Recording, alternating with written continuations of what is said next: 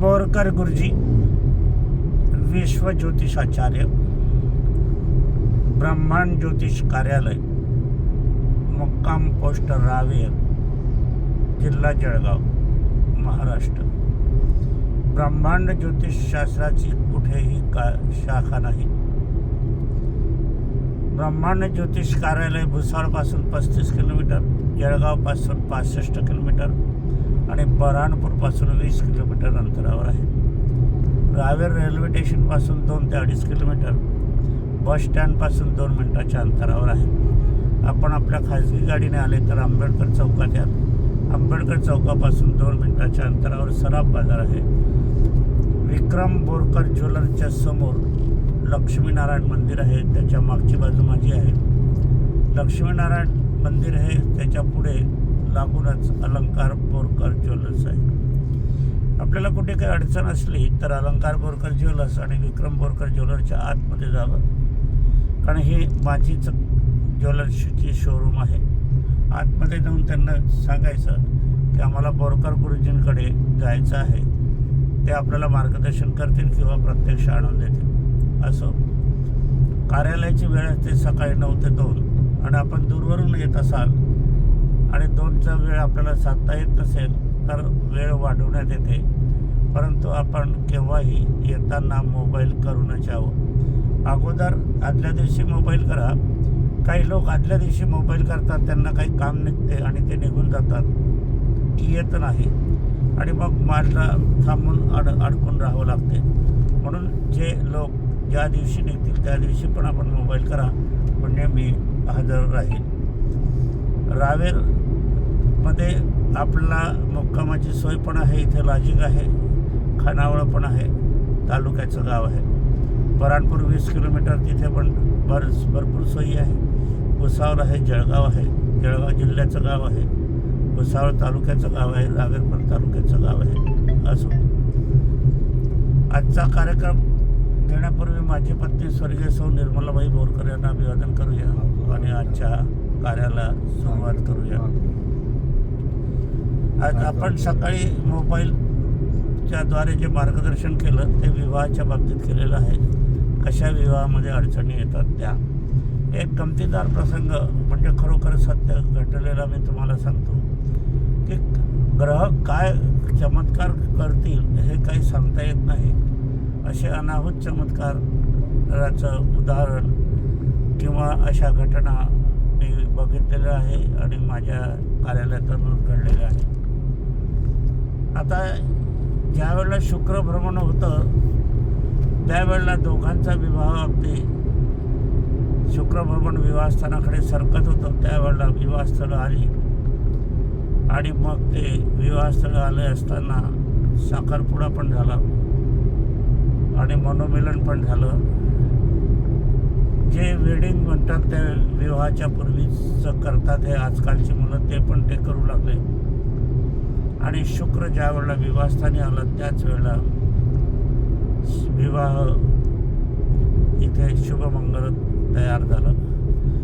परंतु अचानकपणे हा शुक्र वक्री मार्गी गेला. शुक्र वक्री मार्गी गेला असताना त्याच वेळे मंगळाचं भ्रमण त्याच ठिकाणी अवतरलं आणि हा विवाह मोडला गेला. अगदी 1-2 महिन्याच्या आत ही घटना घडली आणि मग मात्र या घटनेकडे कोणत्या दृष्टीने बघावं, इथे कोणते ज्योतिषशास्त्र आहे हे बघत असताना मात्र या ठिकाणी चमत्कारिकरित्या एक मला सूत्र सापडलं की हा जो शुक्र वक्री चाललेला आहे हा जेव्हा मार्गी होईल त्याच वेळेला शनी पण वक्री चाललेला आहे, तो पण मार्गी होईल. त्यावेळेला हेच जोडपं पुन्हा एकत्रित होईल असं माझं निदान पक्क झालं. मी त्यांना तसं सांगितलं, परंतु ते दोघंही इतक्या आट्याकाट्याच्या टोकाच्या भूमिकेत होते की आम्ही अविवाहित राहिलं तरी चालेल, पण आम्ही ते स्थळ स्वीकारणार नाही इथपर्यंत ते आले. आता ह्यामध्ये माझी भूमिका काय आहे हा एक प्रश्न मला पडला होता. कारण ग्रहयोग मला सांगत होते की हे पुनरुपी एकत्र येतील, परंतु हे त्यांची मनोवृत्ती अशी झाल्यावर हे पुन्हा एकत्र येतील कसे काय, हा प्रश्न असत असताना मात्र या ठिकाणी या मुलाची जे होता त्याची त्या काळामध्ये नोकरी सुटली. आता नोकरी सुटली तर मग विवाहाचा योग आता कसा येईल काय येईल हा त्याला प्रश्नचिन्ह पडला. आणि मी विवाहित राहील पण हे स्थळ करणार नाही असं म्हणणारा आता होकारार्थी येऊ आला. पहा कसे चमत्कारिक घडते घटना घडत असतात. असं हे घडत असताना मग माझ्याकडे ते आले का काय करावं. म्हटलं मी तुम्हाला सांगितलं आहे जे झालं गेलं ते विसरून जावं. आईवडिलांची भांडण होते, मुलाची भांडण होते, शेजाऱ्या पाजाऱ्याची भांडण होते, राष्ट्रात देशातही भांडणं वाद होतात, युद्धपावतरी स्थिती येते, युद्ध पण होतात आणि पुन्हा पण एकत्रित यावं लागतं. त्याचप्रमाणे तुम्ही आता ग्रहयोग आता मार्गी होत आलेले आहे. मार्गी होऊनही त्यांना जवळजवळ एक सप्ताह झालेला आहे आणि तुमचं मुलं होत आहे तर तुम्ही करून घ्यावं. शुभमंगल सावधान. आणि ही स्थिती मात्र पुनरुक्ती येणार नाही आहे आणि आली तरी ती तुम्हाला त्रासदायक ठरणार नाही आहे. तोपर्यंत हे नवीन बालक येईल, नवीन आपत्ती येईल, नवीन पाहुणा तुमच्या घरामध्ये येईल. त्यावेळेला त्यांच्या कुंडलीप्रमाणे ही तुमचे संसार चालणार आहे एवढं मात्र नक्की आहे. आणि त्याचप्रमाणे माझ्या सांगण्यानुसार त्यांचं शुभमंगल झालं. आज त्यांना 2 अपत्य आहे. या गोष्टीला जवळजवळ 10 ते 12 वर्ष झालेले आहे. मुलंही मोठी झालेली आहे आणि त्यांचा संसार सुखाचा आहे. म्हणजे पहा काय होते, चमत्कार होतो ग्रहकुलांचा. आपण म्हणतो ग्रहकुलाचे परिणाम काय होतात ते काही होत नाही आणि बुद्धी विकासवाले की बुद्धिवादी लोक म्हणतात आम्ही बुद्धीप्रमाणे चालतो, परंतु बुद्धीप्रमाणे इथे बुद्धी नाहीशी होते आणि पुनरुक्ती जागृत होते आणि पुनरुक्ती विवाह होतो. असे आश्चर्यकारक घटना विवाहाच्या स्थानामध्ये घडलेल्या माझ्या आयुष्यात आलेल्या आहे. अजून एक दुसरी घटना अशी होती की दूरवरचे संबंध होता. एक नंदुरबारचा संबंध होता आणि एक जळगावचा संबंध होता. त्यांची काही ओळख अजिबात नव्हती, परंतु दूरवरचा योग इतका लांबचा योग मी 400 ते 500 किलोमीटर सांगितलेला होता मुलाला की असं स्थळ तुला येईल. पण ते खरोखर दृष्टिक्षेपात ते स्थळ नव्हतं. आणि परंतु काय झालं की त्या जी मुलगी होती तिची बदली त्या ह्याच्यातून स्टेटमधून येऊन ती जळगावलाच आली आणि जळगावलाच आल्यावर एकाच कार्यालयात, शासकीय कार्यालयात ते कार्यरत रुजू झाले. आणि रुजू झाल्यावर मग या ठिकाणी मी जे म्हणजे पूर्वी माझ्याकडे जी मुलगी आली होती विवाहस्थानाच्या वेळेला, त्यावेळेला मी पण त्यांना सांगितलं होतं दूरवरचं स्थळ आणि आताही ते मुलालाही सांगितलं होतं दूरवरचं स्थळ आणि दिशा पण तशीच होती. परंतु दूरवरचं स्थळ असताना जवळ येऊन विवाह होईल हा एक वाक्य त्याच्यात मी घातलेलं होतं. त्याप्रमाणेच या ठिकाणी घडलेलं आहे. नंदुरबारची मुलगी होती आणि या ठिकाणी आपला जळगावचा मुलगा होता आणि शुभमंगल सावधान झालं. म्हणजे असे काही उदाहरणं आपल्याला पाहायला मिळतात जीवन आयुष्यामध्ये आमच्या कार्यालयाच्या माध्यमातून. आता या ठिकाणी एक अजून तुम्हाला सांगतो. एक आमच्याच गावची कथा आहे. आमच्याच गावची कथा असत असताना मुलगी सुंदर होती का हे होती, परंतु मी तिला सांगितलं होतं की तुला आंधळा पती मिळेल.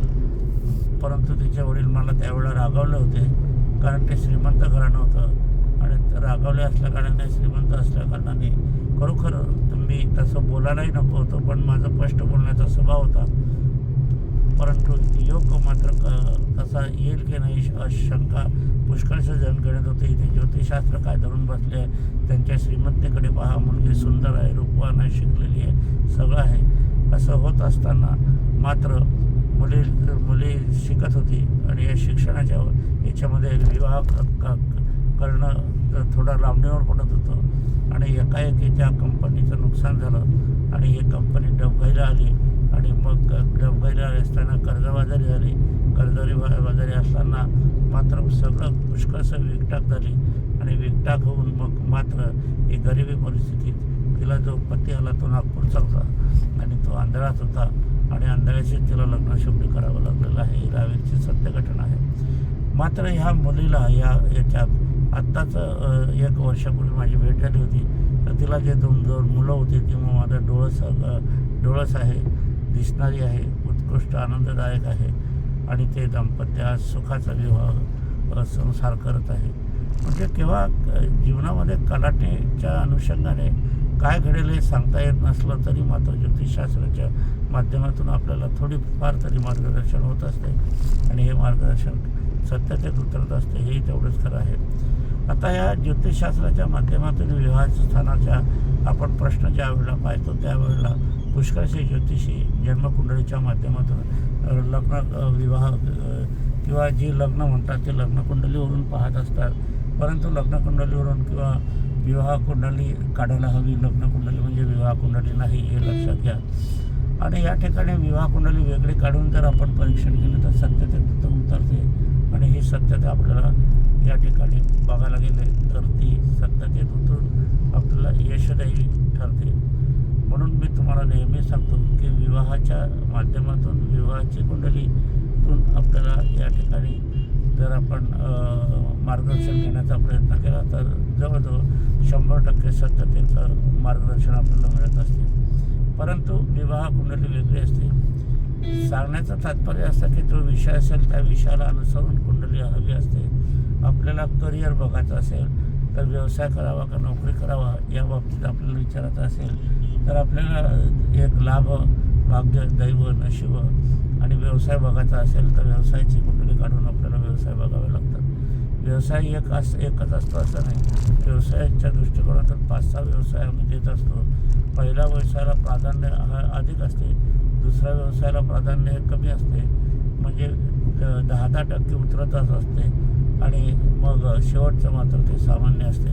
म्हणून आपल्याला काही वेळेला आम्ही सोन्या चांदीचा व्यवसाय करा असं सांगतो. तर सोन्या चांदीचा व्यवसाय तुम्हाला जमत नसला तर त्याचा दुसरा व्यवसाय मी पर्याय दिलेला आहे, तो व्यवसाय आपण करायचा असतो.